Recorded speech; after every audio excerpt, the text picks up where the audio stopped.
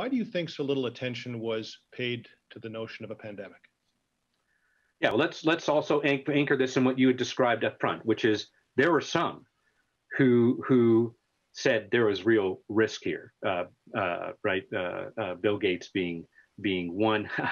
In our warm up for this, we talked a little bit about a John Hopkins scenario exercise, the SPARS pandemic, that they produced kind of results for in October 2017. But if then we look into organizations, executive teams, and their boards, I think there are three issues. One is it is a failure of imagination. So it's just, hey, you kind of want to think at the points in time that you're going to willing and consider risk, you should be thinking diverse about the risk and think about things you really don't want to have to think about. There's an anchoring bias. So it's not unusual for boards and our executive teams to see the next risk in the context of the one we have. Like, what are we going to do about the next financial crisis? And by the way, there's going to be a lot of it going on about, well, how do we build resilience against the next pandemic? But the next thing to happen, it's going to be climate change. It's going to be cyber risk. It's going to be threats to our infrastructure in the United States and Canada, something of that sort.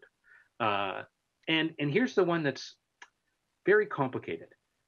Be careful about being complacent about data, no matter how beautifully it's shown, which is a little bit of a version of PowerPoint makes you stupid.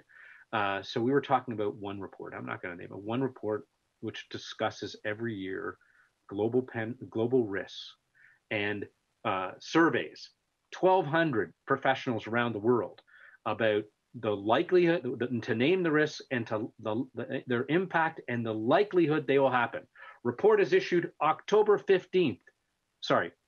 January 15th, 2020. It's 2020 version. Infectious disease, fourth least likely to happen out of the 30 that are named.